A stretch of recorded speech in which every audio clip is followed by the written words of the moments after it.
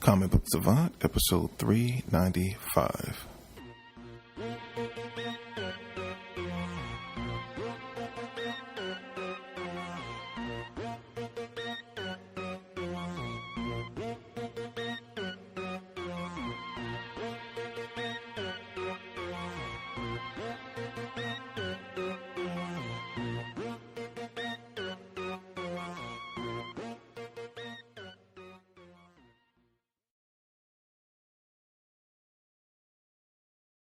Welcome back to the Comic Book Savant podcast. I'm your host, James Harris.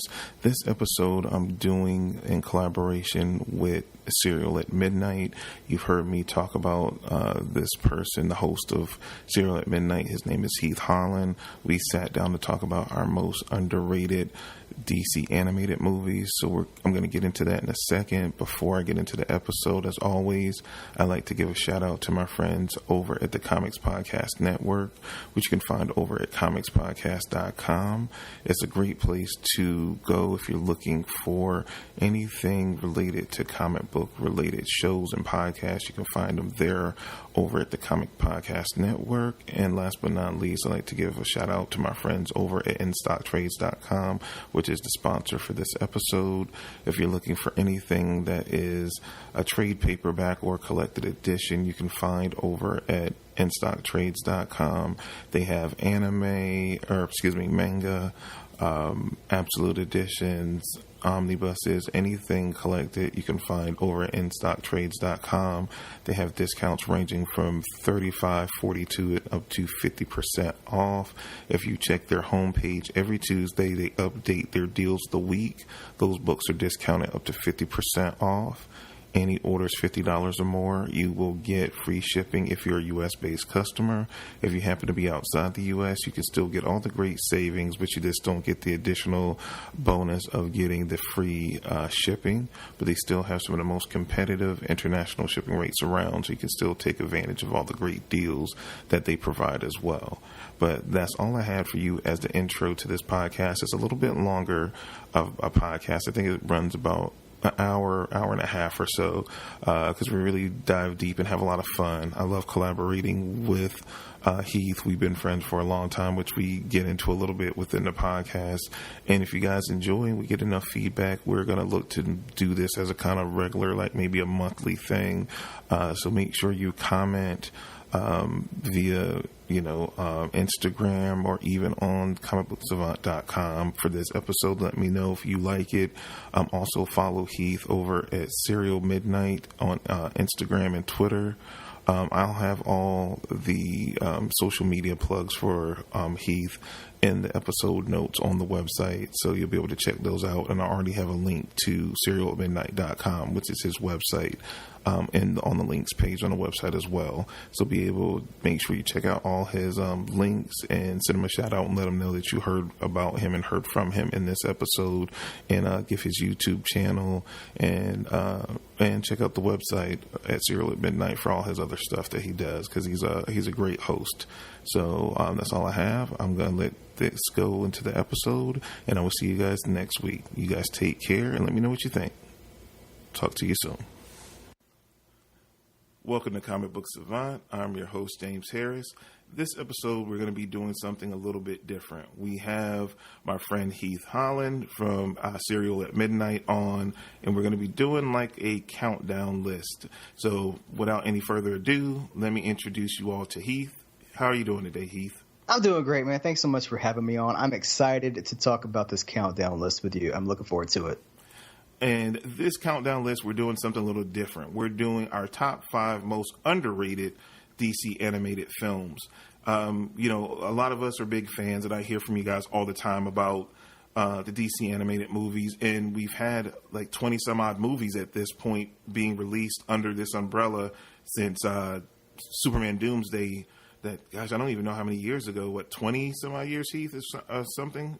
Because they just had that anniversary set, that box set, come out last Christmas. I think it's been 20 years. I think it was the 20 I don't think it's been that long. I know this is your show. I hate to contradict you. I don't think it's been that. I think it was 2008 or 2009. Superman Doomsday was the first one, right? Right. Yeah, that was the Let first me look one. it up real quick. Yeah, I'm doing it now, too. I was like, wait, let me go to Amazon. Like, Superman Doomsday came out in 1984. DC animated. No. Oh, 10th anniversary. My bad. It's the 10th anniversary. Yeah, I'm old. Right. I just turned 43. It started blending together for me at this point. Yeah, so it's the 10th anniversary. They just did. Oh, and it's 30 movies. Yeah, they got that box set. I wish they had that digital. But, 10th anniversary, 30 movies for $167. Actually, great deal. That's a good deal.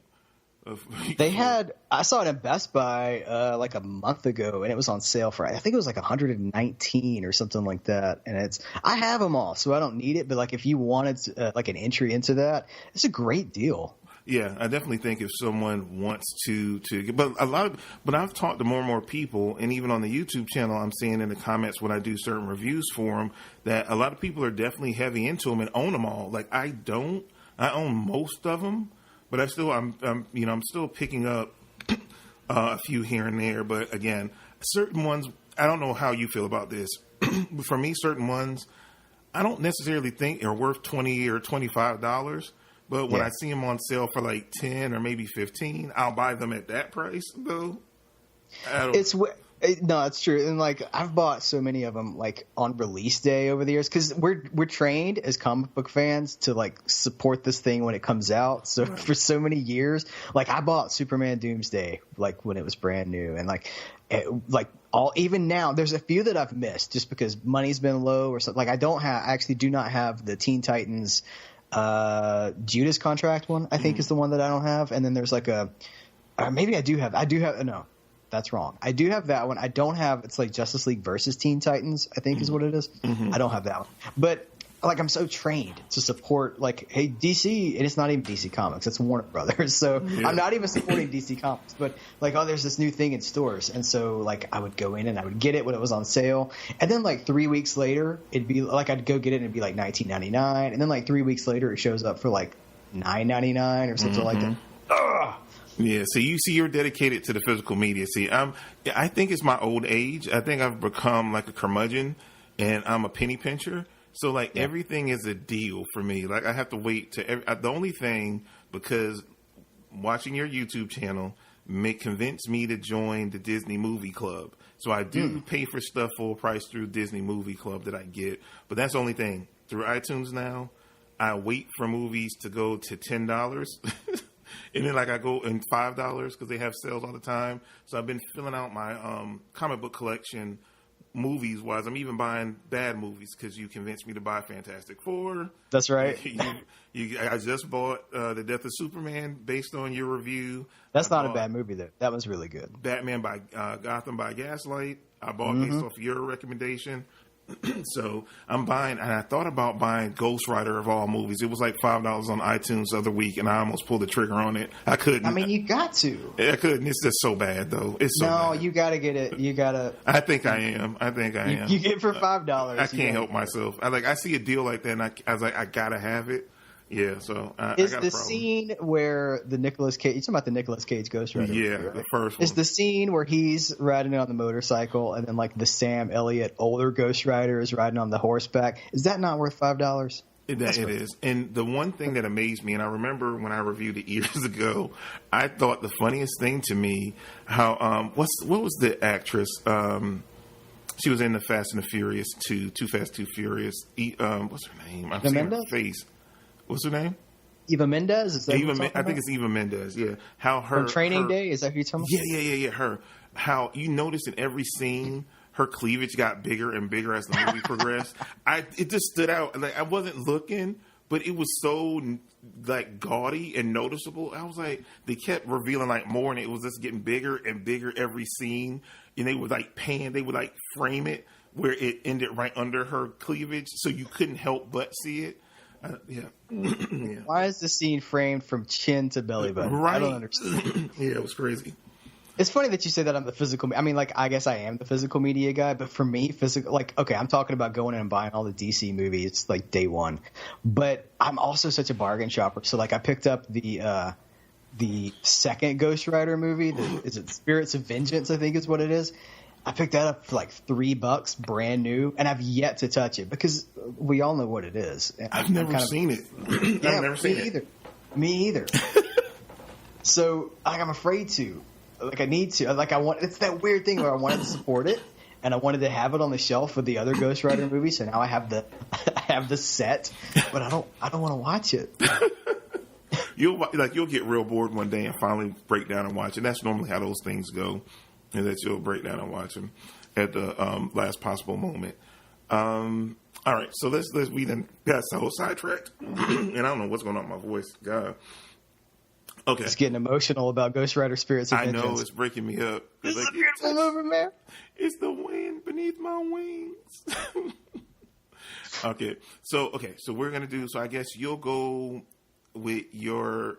We'll start off since you're the guest. I'll let you go first with your first pick for most underrated DC animated film. What's your number 5?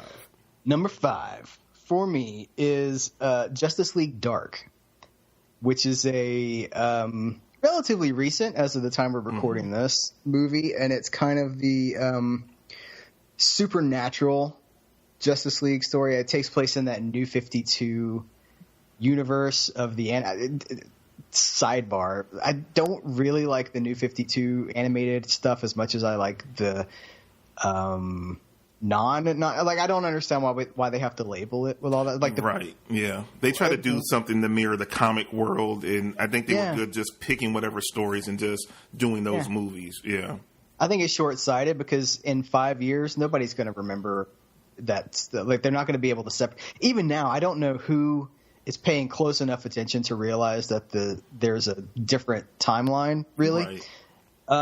But having said all that, Justice League Dark is just a really fun movie that gets to play with Swamp Thing and Deadman and who else is that? Constantine. Zatanna's in it too. Yeah. Felix Frost. You know. The Demon. Yep, the Demon's in it too. Yeah. Okay, that's a good pick. I think that's a good movie. I dug that movie. When I don't own it, but I rented it. It was kind of a break from the usual stuff that we were getting. Yeah, that's what I definitely need to pick up when I see it on the cheap.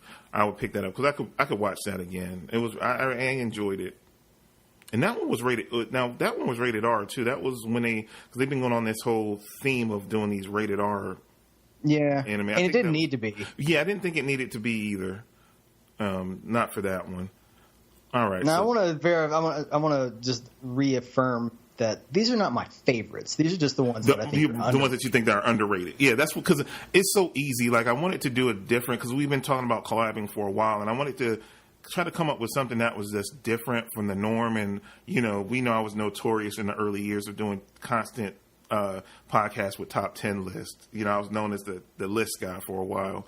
And so I wanted to do a spin, a twist on that and do because there's so many of those movies, and I think people that are unfamiliar with them, this would be a good introduction of ones that they might not have heard of or have seen that would be good recommendations. I thought we could steer them in the direction of some good films. So that's kind of where I came with the concept for the idea.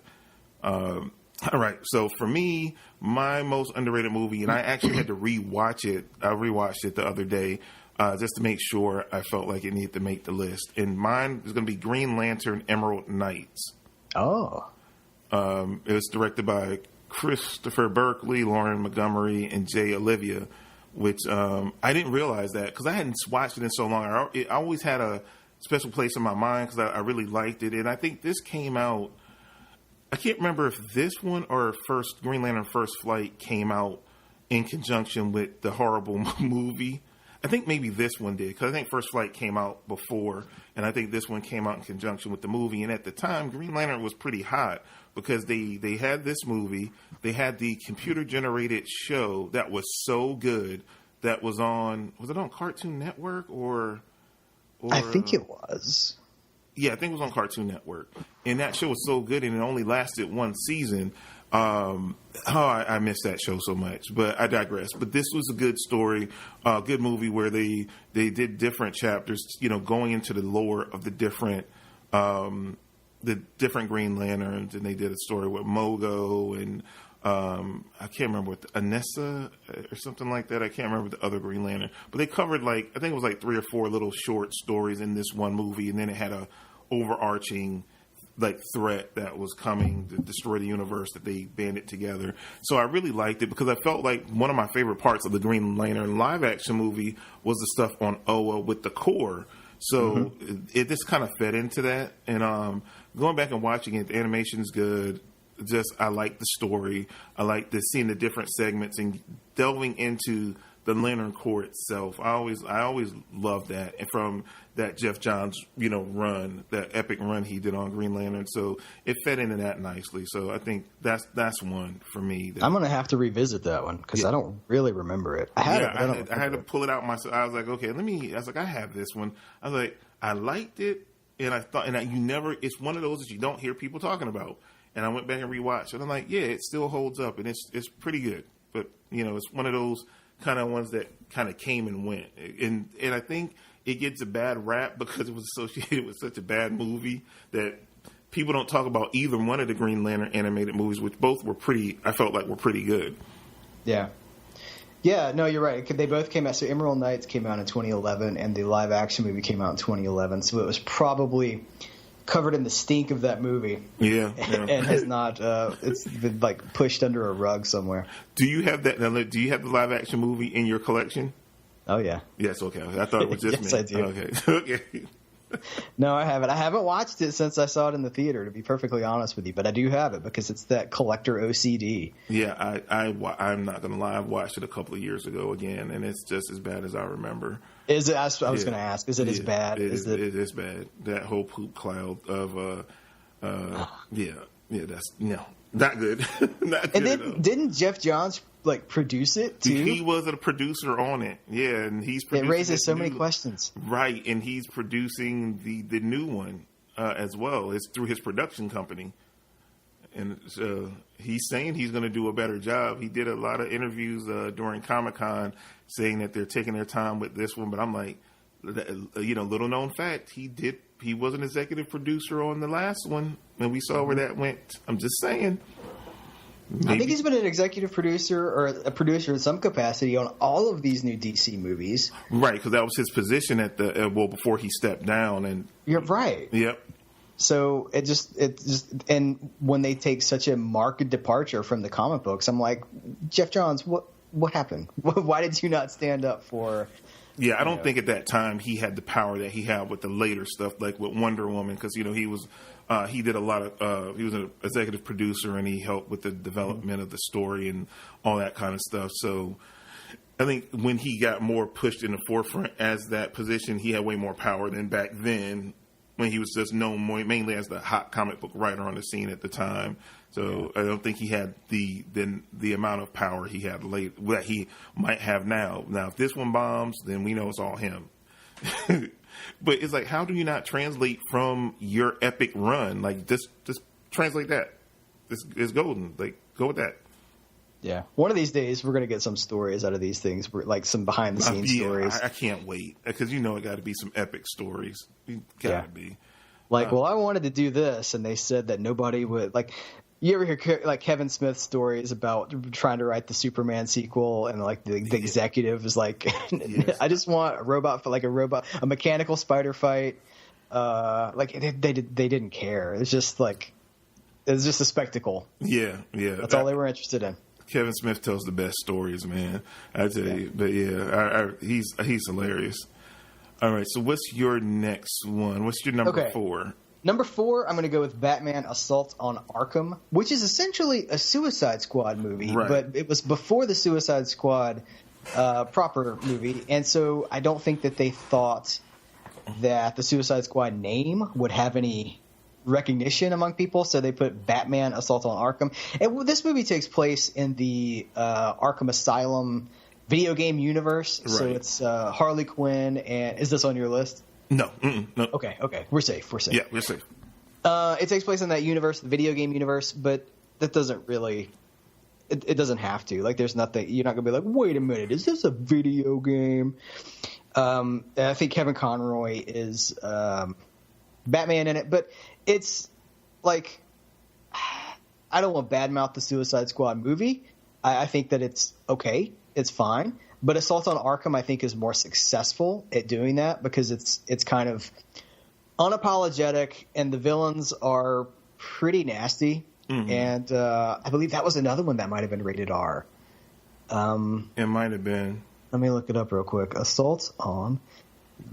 This is the Google episode. Yes, sponsored by Google, but not. That's right. No, it was not. It was PG-13. Oh, okay. So it's not. But it felt. It felt. Yeah, it did. Yeah, it did. It felt a little dirty. Yeah. It was. Yeah, it was violent. So Kevin Conroy is Batman in this movie. Mm-hmm. And it's got a good spotlight on Harley Quinn. It's just. Man, again, I don't want to compare this to the Suicide Squad movie because that's not fair. They're two different things. But for me, if you like Suicide Squad, this is a more successful Suicide Squad adventure with those characters. It's got Batman in it. They have to sneak inside Arkham Asylum for this thing. And it really has some cool stuff about the relationship between Harley Quinn and the Joker. Amanda Waller is like dead on. So... yeah. What do you think about it? Yeah, I enjoyed the movie. It's definitely one. Did I pick this one up? I don't know if I got it in my collection or not. But like my digital movie collection is getting out of control. I think I have like 600 movies now on iTunes, so it's hard to find stuff. It's crazy. But I thought it was a good movie, for sure. All right, cool. That's really all I have to say about it. It's fun. It's cool. Yeah. Well, did you hear the story behind this whole thing? No. Greg Berlanti told a good story about this. So basically, at the time this came out, they were using the Suicide Squad in Arrow, and but they called them Task Force X. And at the time, Amanda Waller was on Arrow, and they didn't care about the Suicide Squad. But I guess the idea for the movie was pitched for them, so they basically used the animated movie as a test round. And after it was received pretty well, that's when they decided to greenlight the movie. And then they told Greg Berlanti that they could not use Suicide Squad anymore after the reception of the animated movie. They were like, okay, it's a go. We feel like we can go forward with the Suicide Squad live action movie. Now you can have no longer have access to the Suicide Squad. Because even on Arrow, they even teased Harley Quinn. She wasn't ever in an episode, but they showed a scene that when they were in their prison, that it was a white-haired lady laughing, and like you saw her hand bang the door, and it was a white hand with the white hair. So they literally even teased Harley Quinn as one of the members of Task Force X. But after that movie came out, you did not see anything, and they even. I don't know if if you're not up to date on Arrow, shortly thereafter they even killed off Amanda Waller from Arrow. That's not smart. Yeah, she got a bullet in the head, and I like that actress. She went on. I can't remember what her name is, but she's on the USA series Shooter. But I liked her. She was more the new 52 Amanda Waller, the skinny Amanda Waller. But she was such that character. Like I would have liked to see her play that character in the live action universe. Even though I like Angela Bassett in that role, she was a good skinny Amanda Waller. Cool. Yeah, I'm not up to date on Arrow, so you just ruined it for me. But that's okay. Yeah, that's like 3-4 seasons ago. You didn't miss anything. It's on me, man. I'm on season 3, and I got stuck on season 3. You'll forget all this by the time you get caught up. Trust me. You'll be shocked when you finally see it. What? Like, oh my god.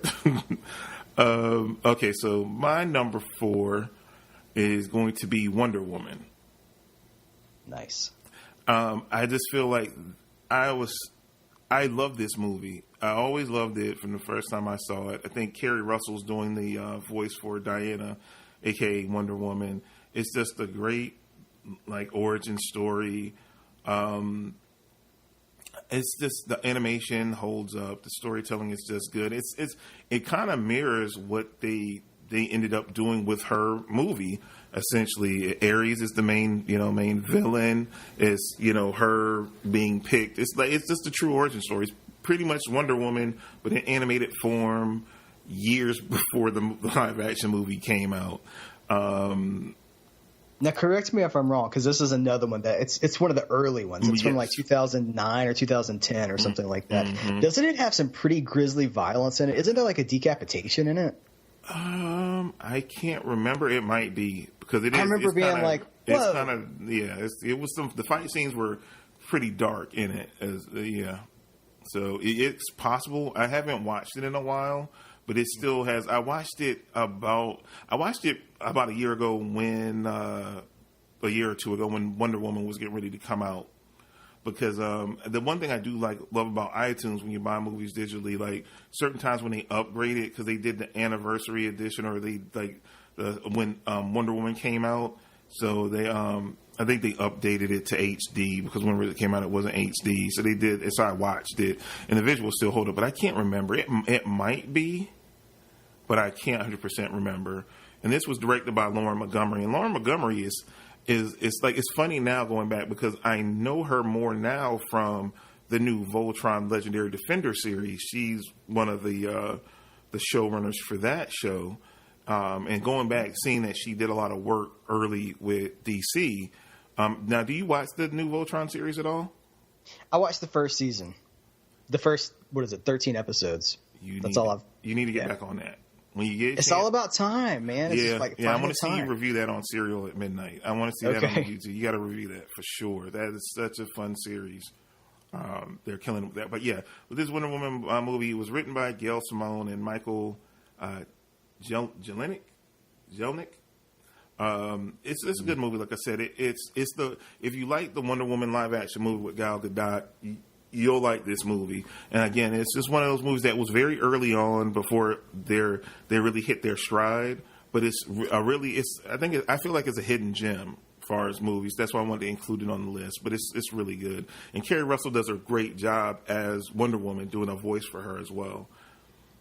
So that's really cool. I'm gonna see. This is both of your picks have made me want to go back and revisit things that I'm not fresh on. Like I've seen them, that I don't remember that reaction to it, so I got to go check it out again. Yeah, I got to dive deep because I want definitely stuff that people might, because certain ones you hear people talk about, or you like if you do searches online, you constantly see people review, and I was just like, okay, movies that resonated with me that I went back to and was like, okay, I got to have this movie. I love this movie, and that was like one that always resonated from the moment I saw. But I've always loved the Wonder Woman character, especially the portrayal of the character through the Timverse Justice League series as well. So I've just always been a huge Wonder Woman fan, and at the time I was reading it pretty heavy because that was during Rucka's first run on Wonder Woman. So I was really into the character at that time frame as well. So that is probably another reason why it resonates with me as well.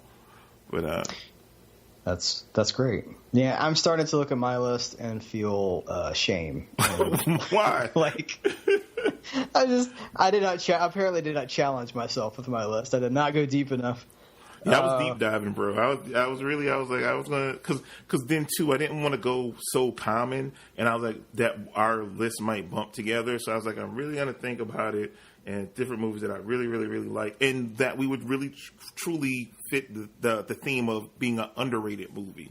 Right. So that's why I kind of deep dive with it. I'm a nerd, bro. I take this seriously. I was painstakingly thinking about, okay, I gotta have some alternates because we might have similar picks. So now I was like, I'm gonna put a couple to the side just in case. I did that too, but my picks feel so pedestrian compared to yours. It's like, and I'm looking, I got a lot of Batman on this list. Like I got a lot of Batman on this list. So it just says a lot about my taste, though. What's your third then? What's your third? My number 3 is Batman Under the Red Hood from 2010. This is the first one that made me sit up and take notice. Because this was after so the Superman Doomsday movie was not good. No, it was not at all. And then they did a Green Lantern movie that I think was good. The Green Lantern First Flight, and that was decent. And then, like you said, the Wonder Woman movie was decent. But the Batman Under the Red Hood, I was like, oh, this is what I've been waiting for. It was an adaptation of the story from the comics, and I kind of feel like that's where, for me personally, I feel like that's the sweet spot for the kind of movies that I like to see from Warner Brothers Animation. I like it when they adapt a classic story, and they usually don't do a straight adaptation. They usually throw some changes in there because they want to give you something a little bit different. More to come on that further into my list, but because that's not always true. But they usually just throw a few curves in there. But I remember being so impressed with Batman Under the Red Hood. I watched it over and over, and it's it was written by Judd Winnick, who I believe wrote the comic book for it. Yes. And it had Bruce Greenwood is Batman in the movie. He's been Batman for like on and off throughout the last 10 years. Mm-hmm. In and out of it. And Jensen Ackles, who is on Supernatural, Dean, is the Red Hood, who I guess that's, I'll leave the spoiler alone who Red Hood is, but just in case there's anybody who's not current, because that's who this movie is probably for, somebody who hasn't read the comic book. Right. But I just remember like it went to such a crazy dark. It was like the first one that I remember seeing go really dark. Yeah, and I liked it, and I don't know that I want that now, but like right. At the time I was like, man, this is so. It felt so faithful to the spirit of the comic book, and sometimes. That's, I think, what kind of bothers me about the New 52 stuff is that they not necessarily the New 52 comics, but that the New 52 animated movies feel like a departure for me from the core of those characters. I don't even know if that's what I'm trying to say, but like it's not the same. They're not the core. There's something different. Like Superman's younger, everybody's younger, and I feel like tell classic stories that don't exist in a particular time frame, that you're not dating the characters by saying, oh, well, this is Superman without trunks or whatever. This is Wonder Woman when she's wearing like battle armor and stuff. I feel like that's not going to age well 10 years from now. People will not remember that. But like this one, it's timeless. It doesn't matter. All you need to know is that Batman's out there. There used to be a Robin who is now Nightwing, and there was another Robin that died, and that's really all you need to know. And I think it's just really good, really fun. Fun might not be the right word. It's really compelling. Yeah, I agree with that. And it's kind of crazy because as big as a Batman fan that you know that I am, I've never read this story. I bought the trades, and I never got around to reading it. But I watched the movie, and at some point I need to, whenever it's a sale or something like on Comixology where I could pick it up on the cheap, I need to pick it up because I always want to read it. It's kind of like The Winter Soldier. The Winter Soldier is one of my favorite MCU movies, but I never read that run in the Captain America comic book. I've read tons of Captain America comics. I've never read that run, but I love that movie and that character and the adaptation. And it's kind of the same thing with this, is that I need to read the source material because it was like I read everything before and kind of after in Batman, but I didn't read that particular run for some reason. And I don't know why. I owned the trade for the longest time, and it was like I read all around it, and I never read it. And it's one of my comic book kind of shame moments of like I lose some comic book nerd cred when I say I've not read. Nah, there's a lot of stuff out there. Yeah, it's so much nowadays. But yeah, that's a good pick. I got to add that to my collection at some point. Because I remember that was when you could they were on Netflix, and I remember that's where I originally got a chance to watch it. And then they've pulled all that content off of Netflix now because they used to put those on there so some that I couldn't afford to buy right off the bat when they came out, I was always able to watch them, on there. And the little minis, like I missed the little mini ones that they did as well. I wish they would bring that back because they could cover more characters because they did they did like a Jonah Hex one, they did a Spectre one, they did a Green Arrow one. I love the Green Arrow one. I think they did a Catwoman one because that was included on the Blu-ray for I think the Batman Year One, and I think they stopped right about then. Oh wait! In the Shazam Black Adam, what was it, like Superman Shazam or Black Adam? It was like that crossover one that they did. Yes, and I think that was they pulled all the previous shorts together and put them in a collection, and I think that was the new one to sell the collection. Right, because it was a little bit longer. Because the other ones are like 10 to 15 minutes, and that one was like a 30-minute thing or something around there. But it wasn't a full movie, but it was a little bit shorter. So I think it might have been like 30 minutes or something like that. But that one was they were good. I missed those. I wish they would do those again because I believe they were called DC Showcase, weren't they? I think you're right. Mm-hmm. Because that's how I showed my, like, before Arrow, they had that short. I believe it predates the TV show. Yeah, I think you're right. Like the Green Arrow, because I remember showing it to my wife, and I was like, "This is Green Arrow. He's kind of like an archer. He looks kind of like Robin Hood," like having to explain the whole thing to her.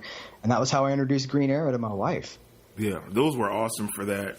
I really enjoyed like the Spectre one. I thought that one was like really cool, creepy.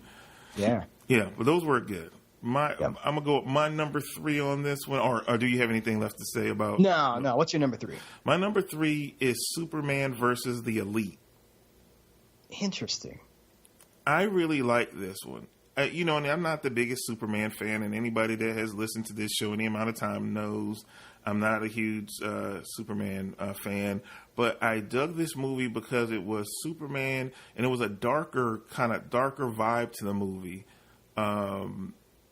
And it just resonated with me. Like it was something that had never been on my radar. And again, this was one that I think that was on Netflix at the time. So I was like, I didn't know. I don't even remember when this came out even. So like I just happened to see it on Netflix one night and I just watched it, and it really caught me off guard.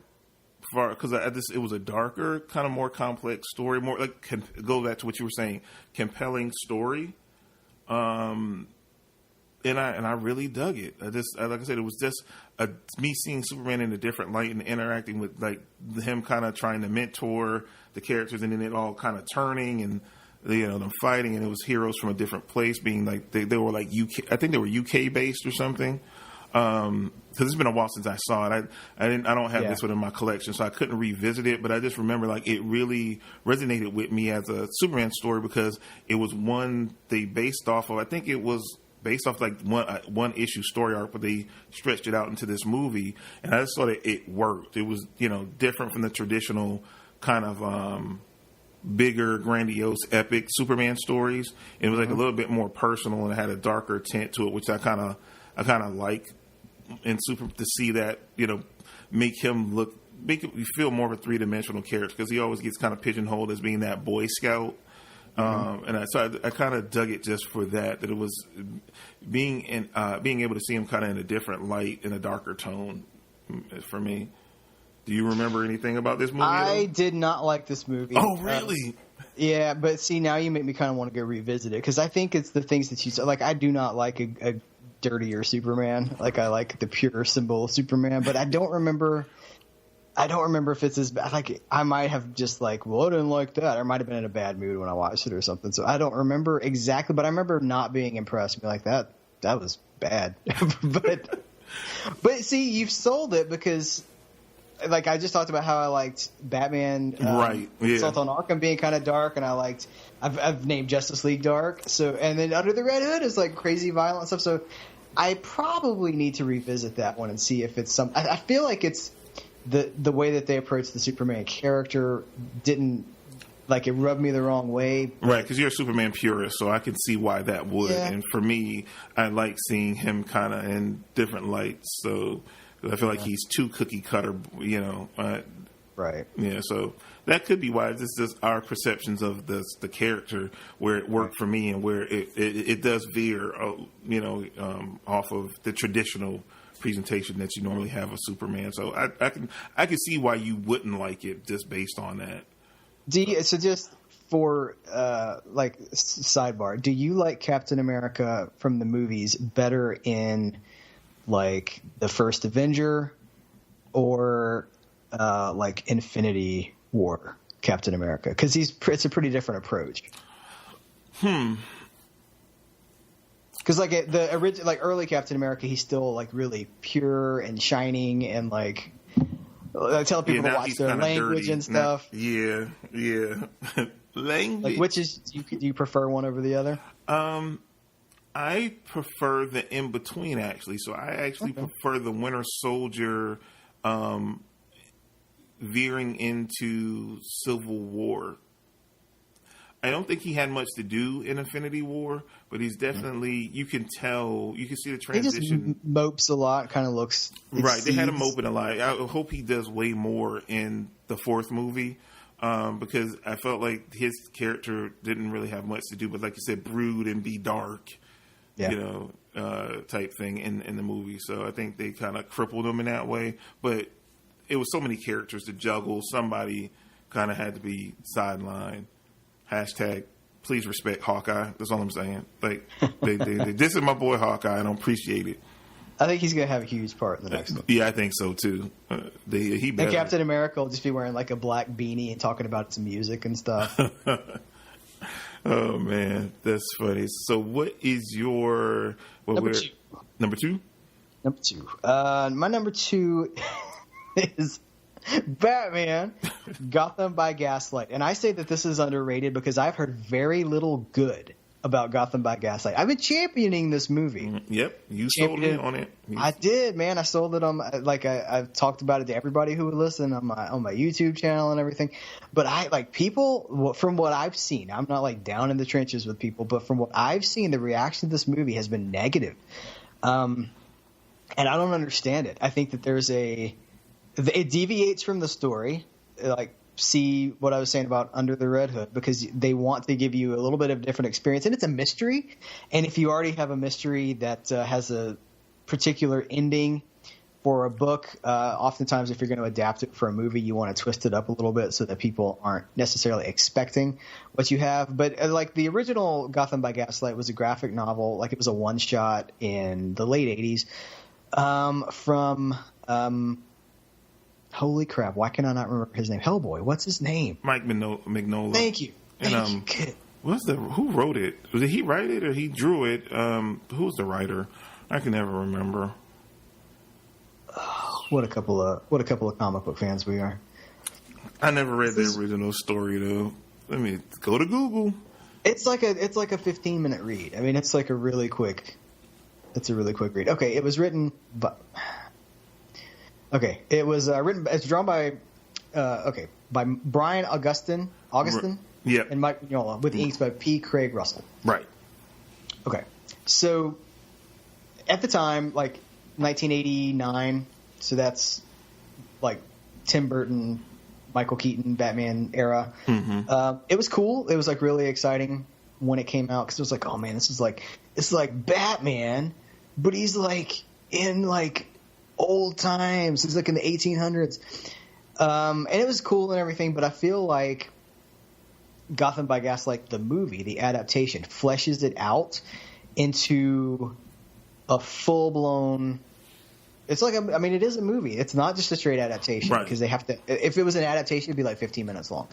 So they fleshed it out into a full movie, and I just really like Batman in that world. I think it's such a smooth transition from Gotham of whatever, because Gotham is already very timeless and it's very like noir inspired and it's got a lot of gothic elements to it. So it makes absolute sense to put that in. Like, it's not London, it's Gotham City. So, right. But what it is like Batman versus Jack the Ripper.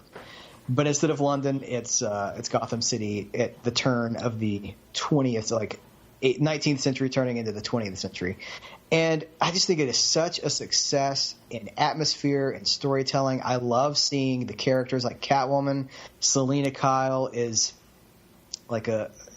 she's kind of the same character, but she transitions really well to like a Lady of the Night sort of character who has, like a femme fatale. It's what it points out to me is that these characters can take just a little twist, just a little tweak, and they can exist in so many different environments. Right. I agree. And it really accentuated that. You can't do that with everybody, but Batman and his rogues gallery, there's a lot of rogues in the movie, and they're just twisted a little bit.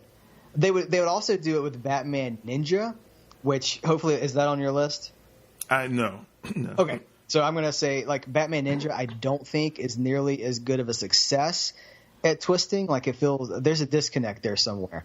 But this one just really proves that, just moving the setting a little bit and tweaking, the timeline, tweaking this character from like Robin going from, trapeze act, Dick Grayson, orphan to like street urchin. Right. It's not a big jump. It works so well. And I don't know, I think a lot of people were like, oh, it's a stupid mystery. It's got like I don't buy that this person is who did it or whatever, and I just thought it was fantastic. And the climax of the movie, I won't spoil anything, but the climax of the movie, it's so visually stunning. Yes, I agree. I totally agree. It's one of my, that's why it's number 2. It's one of my absolute favorites of these adaptations.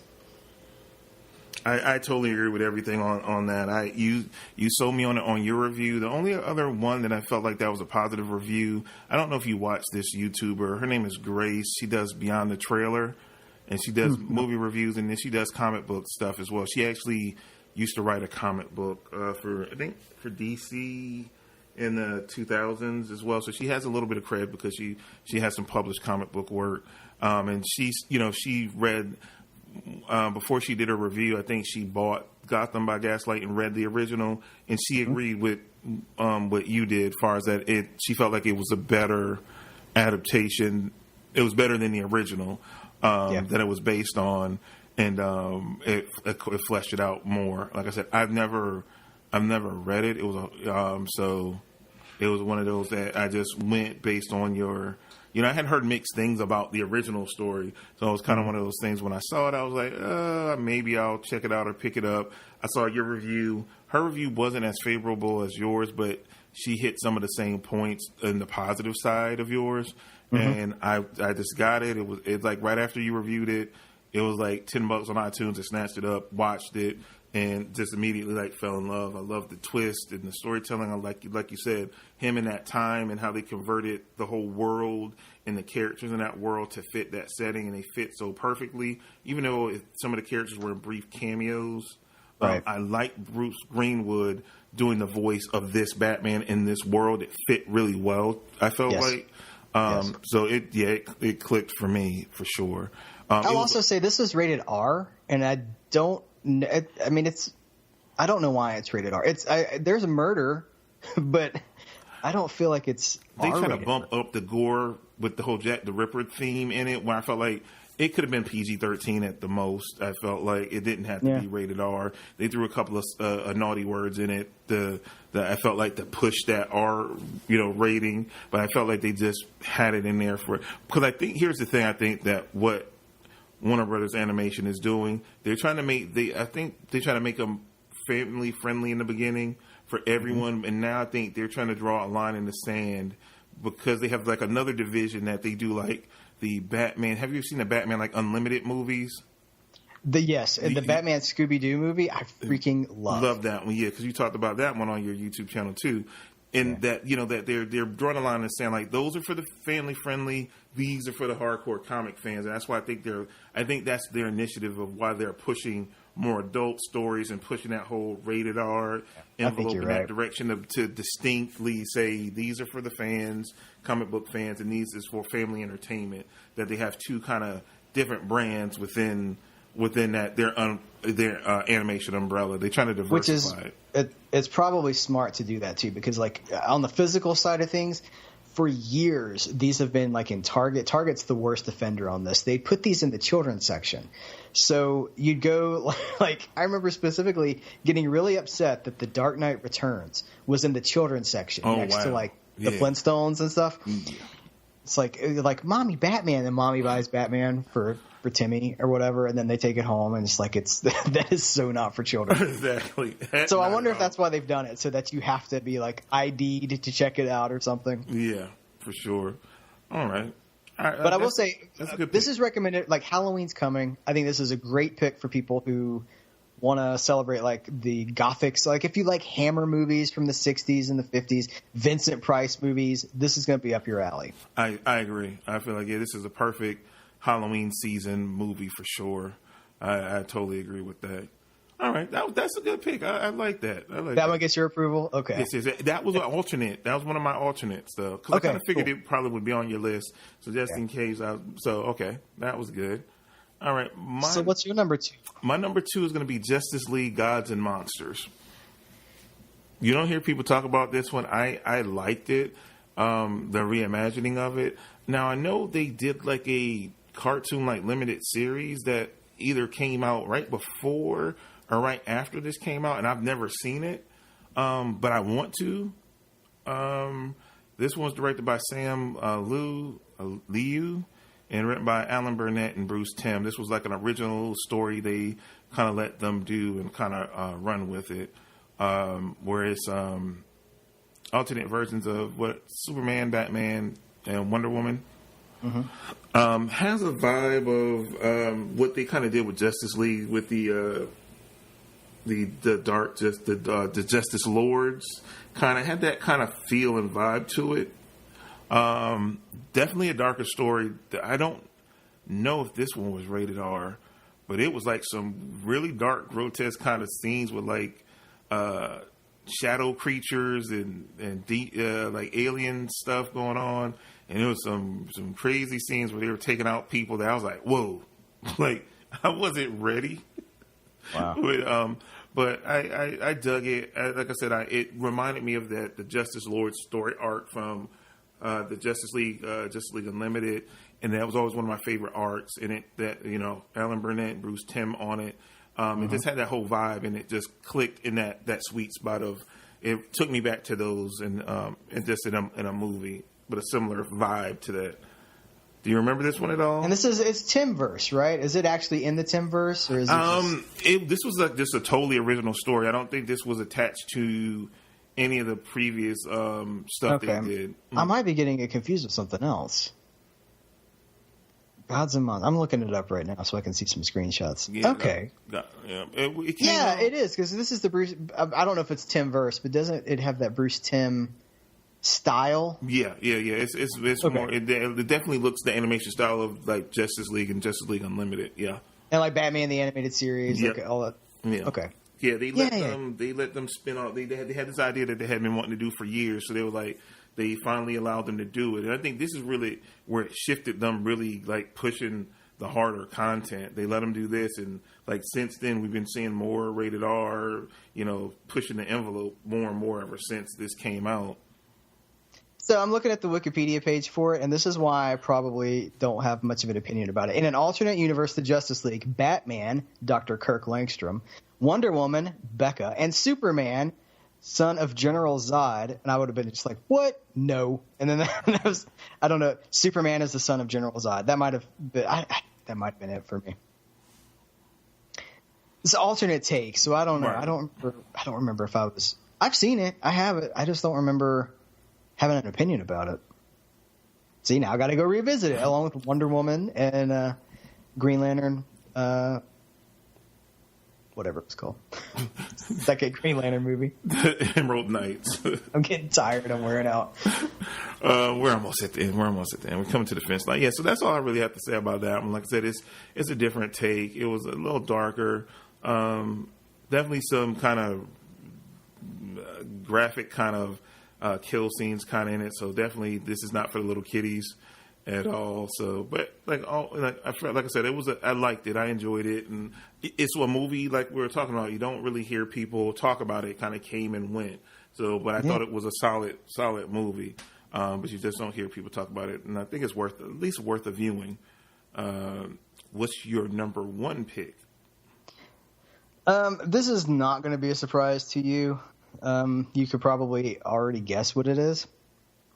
But I'm going with The Death of Superman as my number one underrated. And I don't really know. This is so new. It's only been out for like 2 weeks as we record this. So I can't really say that it's underrated. But I do know from seeing on Twitter, which Twitter is probably not a great gauge for what actual public opinion is. But I'm seeing a lot of like, this sucked the first time. Why do we need a second adaptation of it? Right. And that you need a second adaptation of it because the first one sucked so bad. That's why.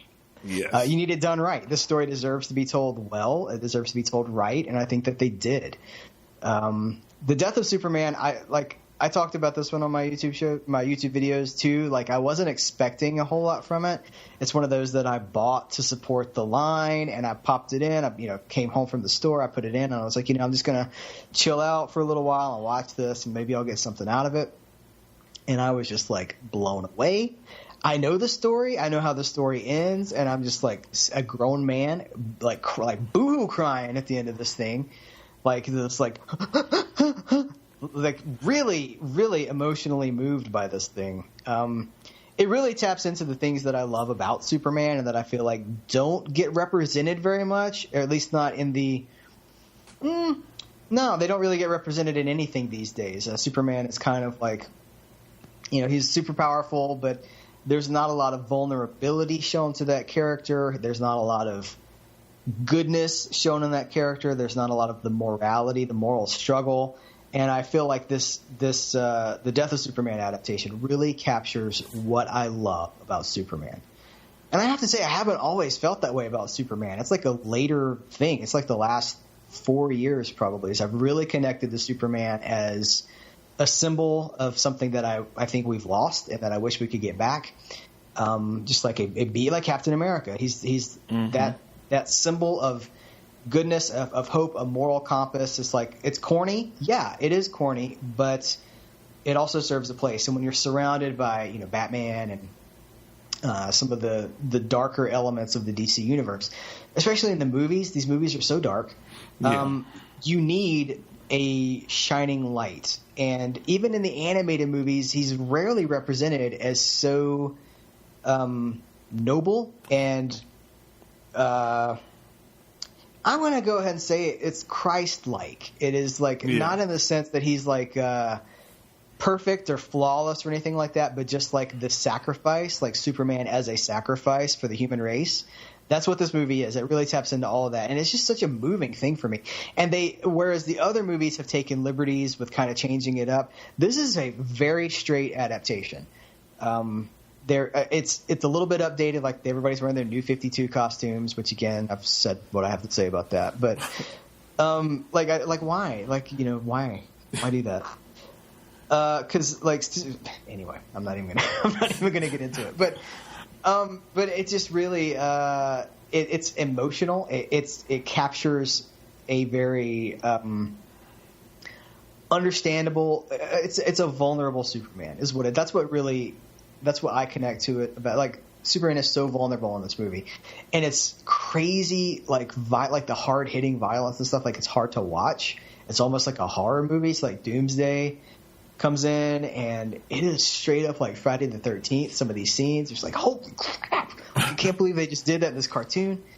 But I love it. I love what it represents. I have no idea if I'll be able to respond to the sequel, to the Reign of the Superman arc, as much as I respond to this, because it's really like the characterization that I'm connecting with. Right. And also it's really well done in the sense of how it's paced and how it's laid out. And it's something that I noticed is that most of the story takes place in the daytime. Like, it's Superman he's on the verge of a breakthrough with his not Superman, but Clark is on the verge of a relationship breakthrough with Lois.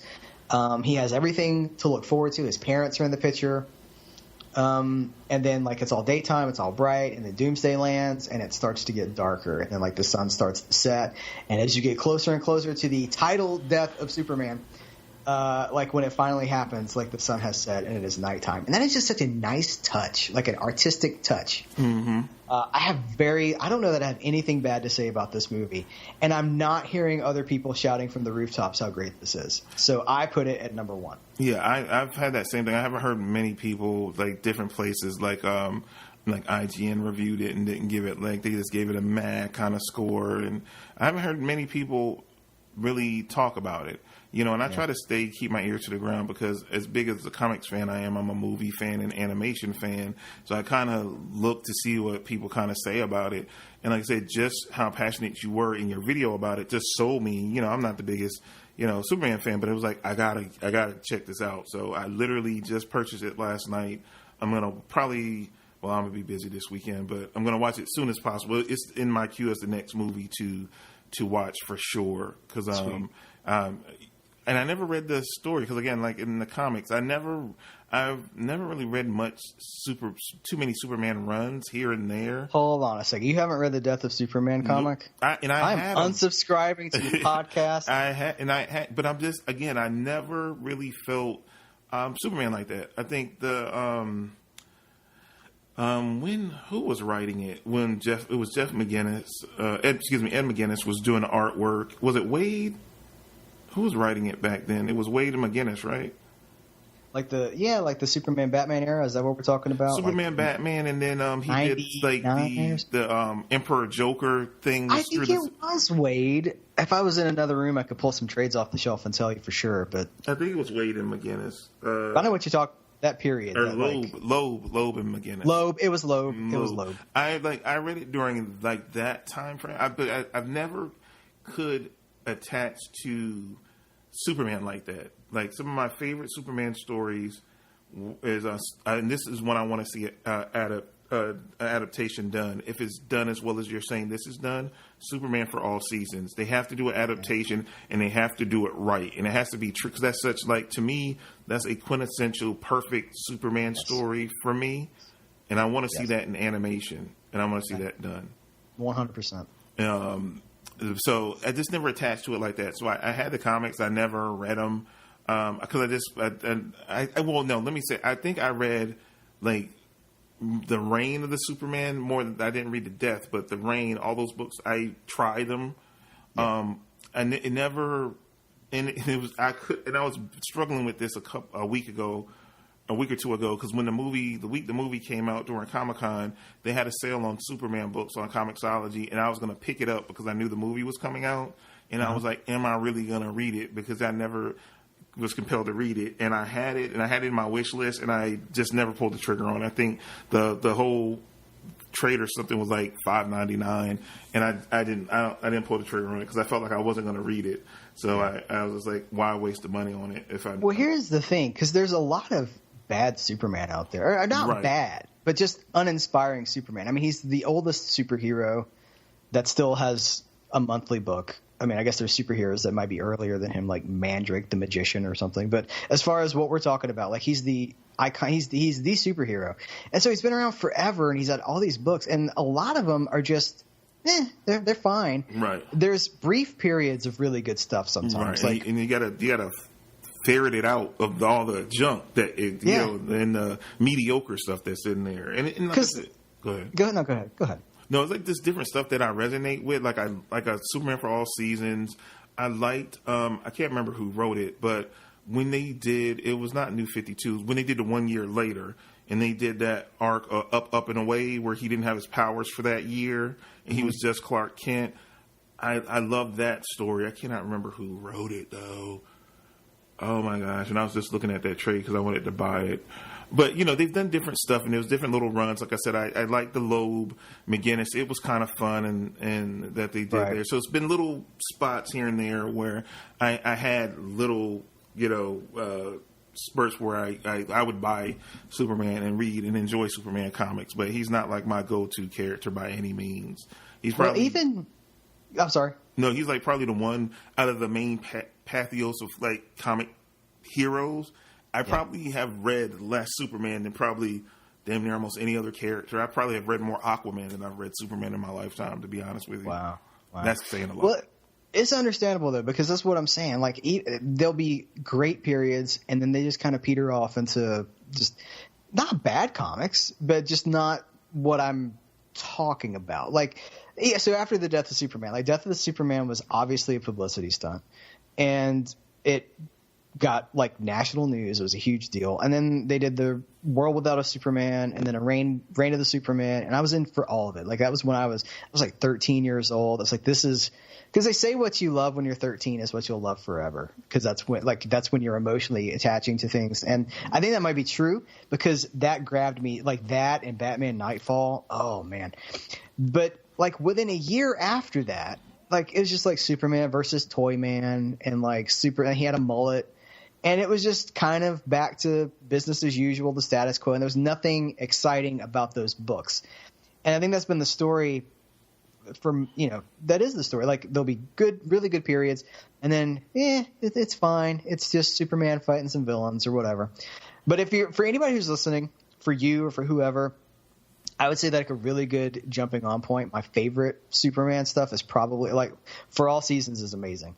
But when they did the John Byrne Man of Steel, and is right after Crisis on Infinite Earths, they were cleaning house, they were rebooting characters and stuff, and they really got like John Byrne came in to work on Superman, and for a few years he was the driving creative force on Superman. and he really got Superman back to basics. Like Superman is like the John Byrne Superman. Like Superman is not the identity. It's the story of Clark. And like he has these powers, but he has all these responsibilities. He has people that he cares about. Superman is almost like an inconvenience. Like, I don't know that may be overstating it, but it's like, it's about Clark. It's Clark's story. He's just a guy from Kansas who wants to have, you know, a relationship with somebody he cares about, wants to take care of his parents. And then, oh great, there's like a guy shooting up a bank. And like his stories, the John Byrne era, like there's some really, it's like 30 years ago, but surprisingly current, like shooters in an open space and stuff like that. Mm-hmm. And it's a great jumping on point for people who want to connect with Superman, but really haven't. That stuff is great. Man of Steel and, for like Superman, I think the Superman proper book for a good 2 or 3 years after that. And that's a good thing too, because now you can get a lot of that stuff in trade. They've been DC, Marvel, all of them have been going back getting that stuff from, you know, before they kind of went digital, you know, 20 and 30 years ago, and they've been, you know, putting out trade collections. And before you would have to kind of hunt for those issues to read them. Now you can easily get them in trade paperback form and can read runs of these books that you mentioned in like, you know, a few sittings from a trade or two, or like a one omnibus or something, if you can get that, which is cool. Yeah. And they're digitizing a lot of those too, which is cool too. So no matter how you want it, you can get your hands on it at a pretty affordable price, which is awesome. I've been seeing that so much. Like even like, you know, I'm a huge Nightwing fan. Like they've gone and like that whole series. I remember even at the time finding those trades where they had so low print runs that even back 10 years ago, trying to find like the second trade or third trade of Nightwing, you were buying that for $30 or $40 on eBay. And now they've reprinted all that stuff now in trade collections where you can, you know, go to your comic book store, pick it up for, you know, $10, $15, or digitally, you know, the same way you can get it at a finger snap. Where before it's like I had that whole run, especially the Chuck Dixon, you know, very beginning of Nightwing. That stuff was like impossible to find, and I had all those books. They were so hard, and now you can get anything for that earlier era like relatively easy now, which is cool because it's history. You know, it's like, and a lot of people, like we hear it all the time from your videos, me doing videos and podcasts, that like people, like when I talk about some of this older stuff from 20 years ago and 30 years ago, a lot of newer fans to comics are not familiar with that history. So we need to do episodes like this where we point out things that's kind of under the radar to bring it full circle, because a lot of people just have missed out or haven't heard of it. So we're really driving them into checking out stuff that is totally foreign to them that they can really enjoy, which is the purpose of why I kind of try to come up with, you know, episodes like this to do for you guys as listeners, to, you know, steer you in the direction of some good comic book materials, you know. And hopefully some of this stuff will end up on the DC Universe streaming service. Like, I don't know, we don't know what kind of comic content they're going to have there, but hopefully they'll have good jumping on places so that you can go back and really learn. That's how they're pitching it. I saw someone did a video right around Comic-Con time, but I just saw it a couple of weeks ago where they actually, I don't know where they at the DC offices in California, where they did the sit down with like one of the engineers of the app. And that's why they're saying the comic book stuff is going to be curated. So like how they kind of, and it's a really cool walkthrough where he did this like one-on-one video with this guy, and it was just like the guy, his cameraman, and him, and he was showing the app on the tablet, and he actually even showed it like I think on a Roku or Apple TV on how it's how they're correlating it. So say like October, Arrow and Supergirl and all that will come out. So the comics they'll curate for that month will be basically like essential Green Arrow stories, essential Supergirl stories, and like how it's laid out in the app. They don't have it like separated where it's like shows, movies, kind of like it's all like seamless, and you can literally pull up the issue like on the TV app, and you can have it blown up in high def and like read it panel by panel on the TV screen. It was kind of cool. That is cool. But they want to tie it all into content as it comes out, and like I guess around December when Aquaman comes out, like they'll have the quintessential Aquaman stories via the app for you to check out in the the story arcs and the movies, like the animated movies and stuff, like available. Like they're pushing the content that is like they're big on. They use the word synergy a lot, so I think that's what they're going to be trying to do. Like you're saying, like having comic material correlate with the shows, the movies, whatever else they're doing as a whole. That it all you could go there in that one place and jump from the show to the comic to a cartoon, and it's all in that theme of whatever they're pushing. And I gotta say, like as down as I was on the service around the initial announcement, which I was, because I feel like in my mind they need to compete with the Marvel Unlimited app, which has like 20,000 comics on it. Yep. This might be smart. This might be the right direction for it. Is instead of just dumping massive amounts of content on a service, curate it so people can take it in bite-sized chunks. Get what DC or Warner Brothers wants them to get out of that. Like, this is Aquaman month. So here's the best Aquaman stories for you to read right now. Maybe that is the way to go. Yeah, it's going to be interesting to see it. And, I was literally just talking to my wife about this the other day where we're talking about, like, should I go ahead and sign up for the service? Because right now, I think they're still doing the pre-order thing. So I think this is, as of this recording, this is still up to date because I looked online. They didn't specify this part. I know at Comic-Con, they had the pre-order deal. You pay $74.99 for a year of the service, and then they give you 3 additional months. So you pay $75 and you get 15 months worth of service. I don't, she was like, that's a huge commitment for sight unseen. Right, for something we haven't seen yet. So that's where I'm kind of on the fence. But she was like, well, if you do it now, you get the, you potential, like she's trying to sway me to go ahead and do it. I've done it with other services, like when the WWE Network first came out, because I love old school wrestling. Like I did that for the first, I think 2 years. And then the service for me kind of waned. And then I unsubscribed to the service. But the first 2 years, like I did it sight unseen. I was like, I want access to old wrestling. And it pretty much panned out to be what I wanted it to be.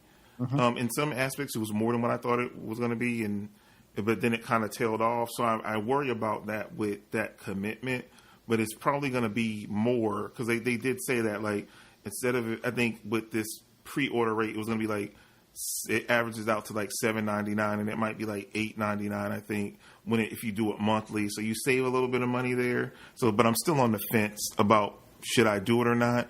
And I don't think they've set a launch date for it because they were supposed to do some kind of beta, but I don't know if you only got in the beta if you pre-ordered. But it was supposed to be in beta going on in August at some point, and I never saw it or heard about it. They pretty much went radio silent after Comic-Con, and I haven't heard much of anything. I was going to say, I don't think, this is just speculation on my part, but I don't think the service is ready to be announced yet. I think they just wanted to announce something because – like Swamp Thing was one of the things that were like, there's going to be a Swamp Thing show. Well, Swamp Thing hasn't even gone before cameras yet. They haven't even cast it yet. I think the announcement was pretty early. So I don't know. We'll see what happens. Now, Jeff Johns did say this at Comic-Con. Teen Titans is finished. They filmed. They're done with it. Okay. I don't know where the Harley Quinn animated is, and I know that the Young Justice thing is done. So those are going to be like the first 2 shows when they do start the service. They're going to roll out because they're done, and I think they are already doing stuff with the Doom Patrol because it was connected with Titans, with the Titans show, the Teen Titans show. So I think they're filming that now. How he kind of said it. Then he got the Stargirl series he announced too as well, and I don't know where that is in production. So it's a lot of stuff. So, we got totally sidetracked. I apologize, everybody. What's your number one? My number one is Teen Titans: The Judas Contract. This is directed by Sam Liu and written by Ernie Altbacker. And it's a fairly good, straightforward adaptation of the comic. Again, like you said, they modernize it in certain places to reflect like that kind of new 52 updated world. But I thought it was a pretty decent adaptation. It's slightly different in parts, but I thought it was relatively faithful to it. The twists were like, they accommodated where they were. It's not the most mind-blowing movie. Like, it's the best ever. But again, I was sticking with the theme with underrated movies. It kind of came and went. And I thought it was because I have a thing with the adaptations, because I feel like one of the worst adaptations they ever did of a story was Justice League Doom. I despise that movie because that's one of my favorite Justice League story arcs, and I felt like they muffed that so bad with that movie, and they need to do a redo on that one. Is that the one that's based on the Grant Tower Morrison story? Yeah, the Tower. Who wrote that? Was it The Tower. The Tower. Yes. Mm-hmm. Yeah, that was and like Batman's taking everybody down. Right. Well, they use his files. Yeah. Yes, that's right. That's right. Yeah. That one was bad, but I felt like this one was very serviceable, and like it was really solid. Like I said, I don't necessarily think it's a great movie, but I thought it was a relatively well done adaptation from the source material. Having read it multiple times, being a huge Nightwing and Teen Titans fan as a kid, I've read the story I don't know how many times. Actually, and even after this came out, I went online and bought because they didn't have it in a trade, so I bought the individual issues of the Judas Contract again. I have issues, I know. But I bought it. What are your thoughts on Judas Contract? So I haven't seen it. This is one of the ones that I haven't seen. I haven't seen this one. I haven't seen the new Suicide Squad movie. I can't remember what it's called.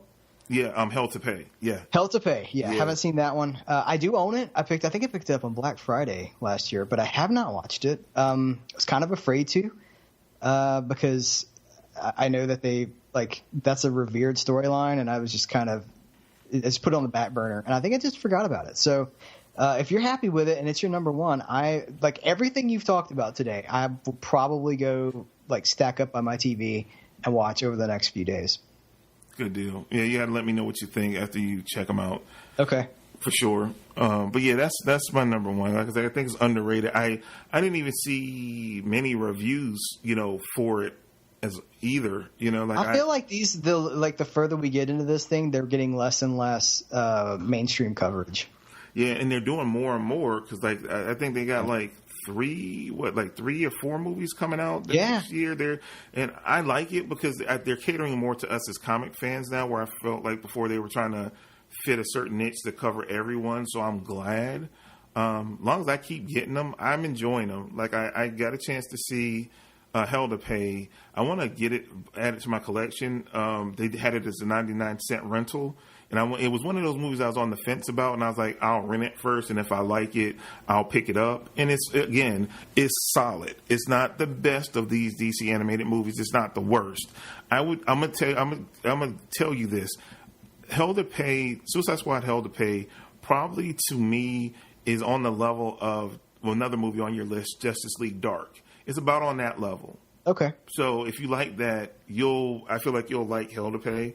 The Teen Titans, Judas Contract, as far as adaptations, I kind of feel like it's not as done as well as you were saying Batman, Gotham by Gaslight, but it's kind of on that tier. It's kind of it's maybe a little bit under that because I think I like Batman, Gotham by Gaslight a little bit better, but as an overall movie and rewatching wise. But I felt, like I said, from the source material, they did the best job. I haven't rewatched it because, like I said, I got it I watched that on a rental and I haven't bought it yet to go back and watch it. But I definitely want to add Judas Contract to the collection for sure because it was solid. And I would watch it again for sure. Okay. Yeah.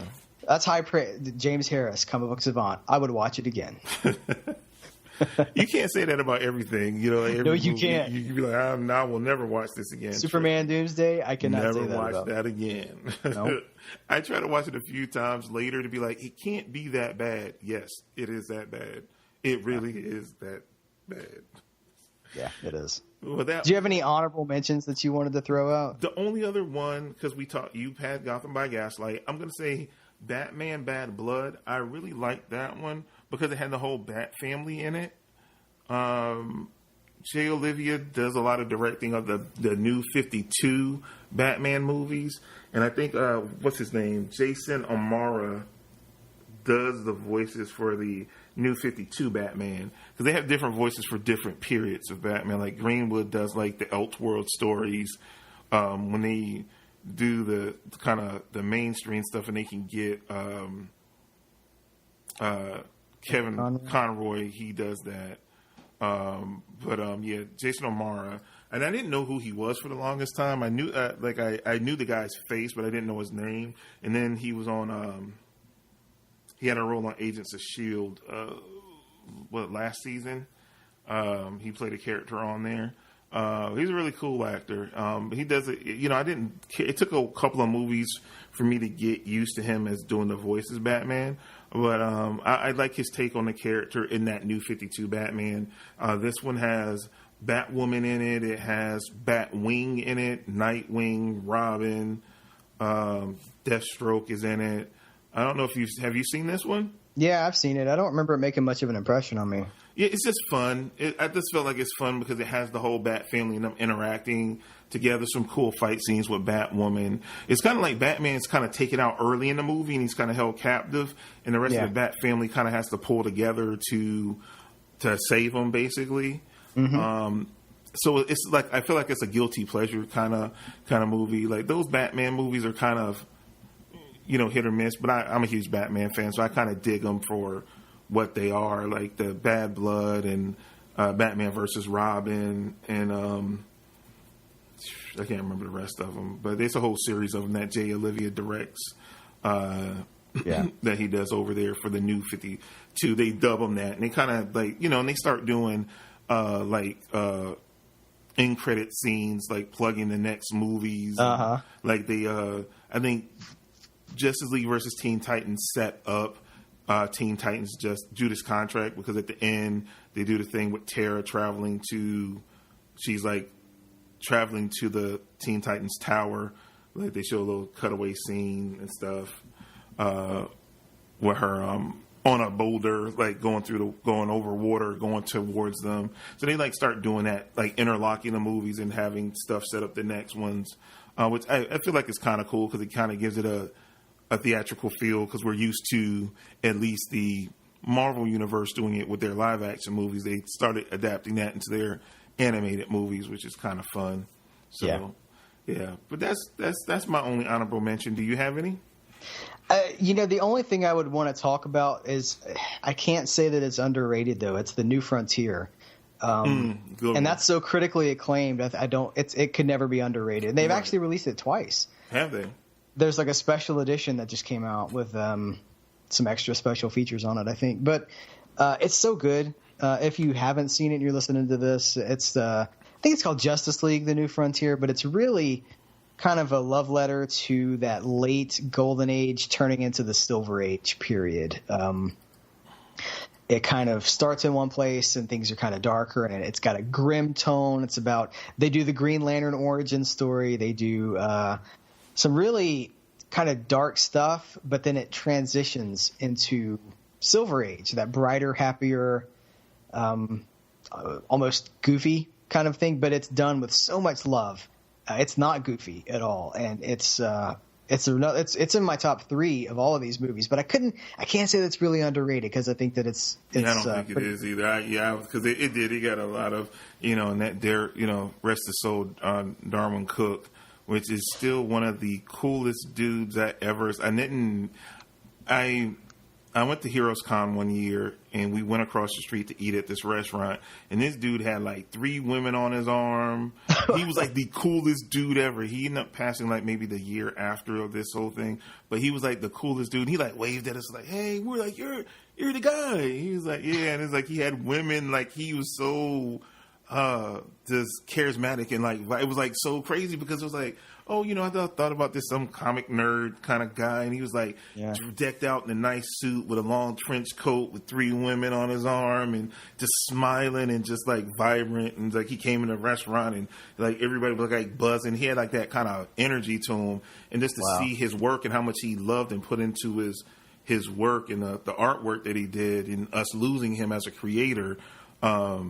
It's kind of crazy. I always think about him when I think about this story, and just some of his other work for sure is Yeah. Good stuff. That's definitely Absolutely. a good recommendation. Yeah, so I guess that's it. That's all I have. Well, that's all we got for you guys for this episode of Comic Book Savant. Definitely, I want you to check out Heath's YouTube channel. I already have links on the website. It's Serial Midnight. Well, he has a website, which is serialmidnight.com. And then he has a YouTube channel by the same name. I have links to the YouTube channel in my on my links page, and I'll also put it on the website on this episode for the posting for this episode, so you guys will be able to just click on that and either go to the website, because he does a lot of written content there as well, in articles. You do what kind of writing do you do on the Serial Midnight website?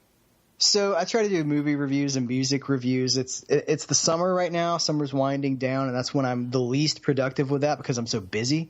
But when it settles into fall, and I've been able to put some stuff up there, but I try to do a lot of movie reviews, off the beaten path stuff. And I also do something called Space Lounge from time to time, which is it's music. I curate a selection of music from the 50s, 60s, 70s, like that time frame of music that I feel like is not getting a spotlight on it anymore, stuff you'll never hear on the radio, and that I just want to – it's just me having fun. I do a lot of things at serialatmidnight.com that are just – it's just for me. It's just me having fun. Good deal. And then he has a YouTube channel, which it's the same thing. Heath is very eclectic in his things. It's not just comic books, but when he does comic book videos or content, is very he's seasoned, you guys. You've heard me talk about him here and there on a podcast before. He's a veteran of multiple comic book related podcasts. Serial Midnight is the encompassing of everything he's into, all in one spot. In the YouTube channel, he'll do comic reviews, movie reviews, physical media. He does thrift store hauls. He does comic book hauls as well. He does music reviews as well. It's just a ton of stuff. So it covers just a wide gamut. It's just not all comic books. You even talk about video games, consoles, and retro consoles and stuff like that. So it's like a variety show of sorts. Yeah. It's just a home for my geekdom. Yeah, all everything geeky is serialatmidnight.com. Definitely check it out for sure. Thank you, man. Oh, no problem at all. And definitely, as always, you'll have all the links to my content. Check out the website. Check out the YouTube channel as well. Drop us a subscribe. If you haven't already, subscribe. Go to Serial at Midnight. Subscribe to his channel. Go to Comic Book Savant. Subscribe to my channel. Again, check out our websites, and that's really all I have for you guys for this episode. So, signing out on Comic Book Savant. Heath, say bye to everybody. Hey, this has been a blast. I've had a great time talking about these underrated DC movies. I got stuff to watch. I have homework because of this podcast. Now I got to go watch more movies. But really, this has been so much fun. So thank you so much for having me on here. And if the listeners made it this far, thanks for listening all the way up to this point. Thank you so much. And I will catch you guys later. Thanks, James. All right, no problem at all. And I'm signing out, and I'll see you guys later. Take care and have a good week.